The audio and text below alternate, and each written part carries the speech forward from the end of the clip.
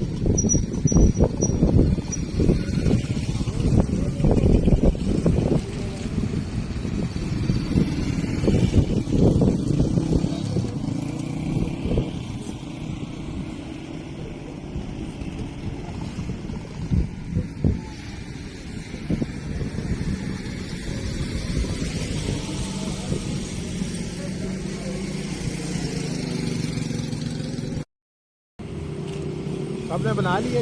सबने बना लिया?